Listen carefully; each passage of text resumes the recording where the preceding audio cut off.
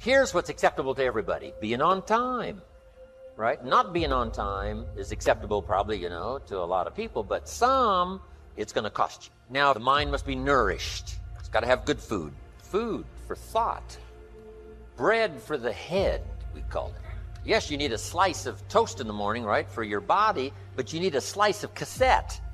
A slice of cassette you put in the car system and listen and listen. Let something feed your mind. Stand guard at the door of your mind. Don't just listen to anything and everything. Make sure that you're your own best filter of what goes into your mental factory and spins out the fabric of your life in the future. Stand guard at the door of your mind. What is it that might be the key that you learn to let go of something? And this letting go is, of course, going to be uncomfortable. Why? Because it is something that no one, normally in our school systems, you don't find the subject how to let go. You find the subject how to get more. And so that means in that moment when people are getting confronted the first time with this type of teachings it's uncomfortable.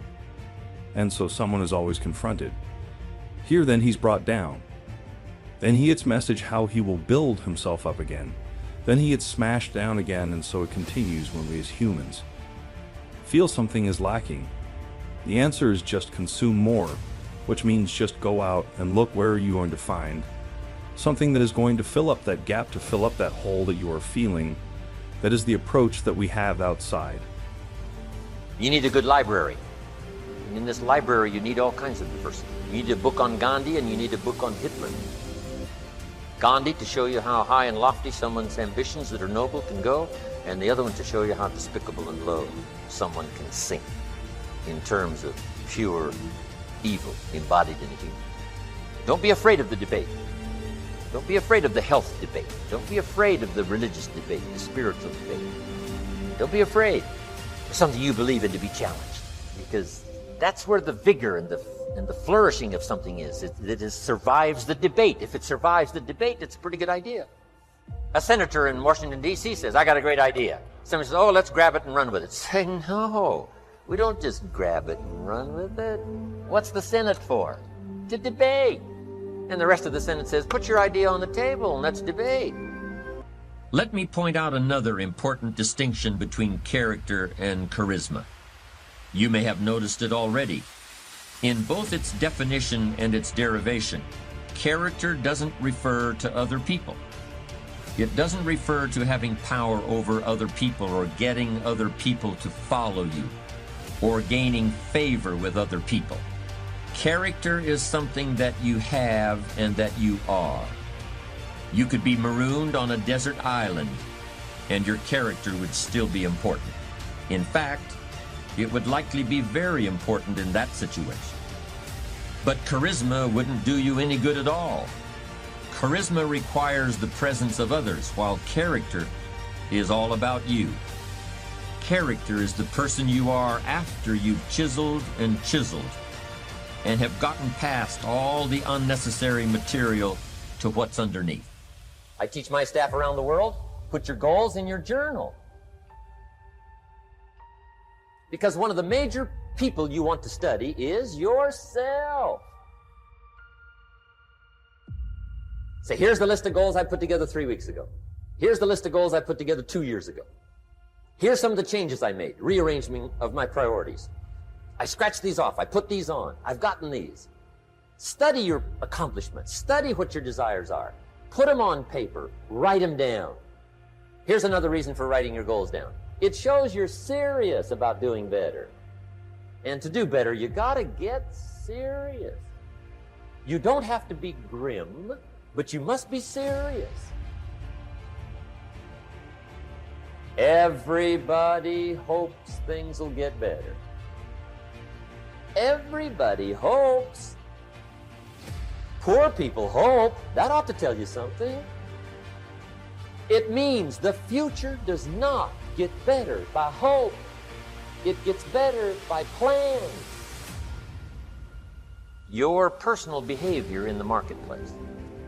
Not just what you know and what you've learned, ready now to serve in product or service, but a big share of your future success, both economically and every other way, is going to lie in your own behavior. This is part of personal development.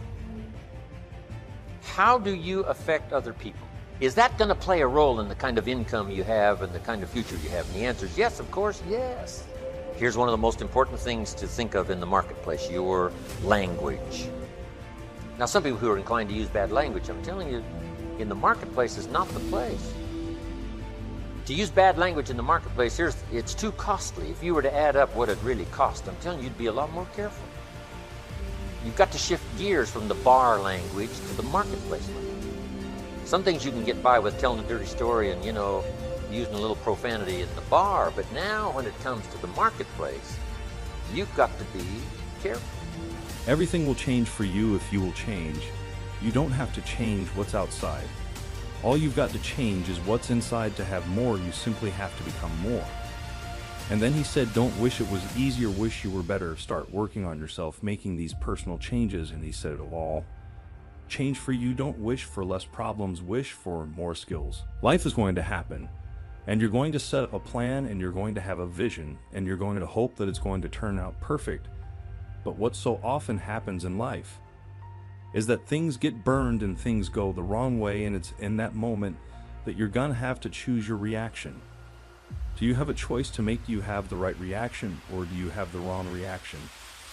Some of us were tempted, I'll just lay here, and it will pass over me. I'm telling you, you will be in a vicious cycle forever. You have to get up. Some of you have been knocked out by light, and you got up and saw the blood. He hit me. Sometimes in life you have to hit back, recycle your pain, get something from it. You're already in pain. Use it, do something with it, allow it to take you to the next level. Allow your pain to push you to greatness. Here's a key phrase: beware of using inside lingo on the outside world. All the computer guys had to learn that, right? They got off in this spacey kind of language stuff, and they found out people that bought their computers didn't know how to run them simply because they couldn't understand the language.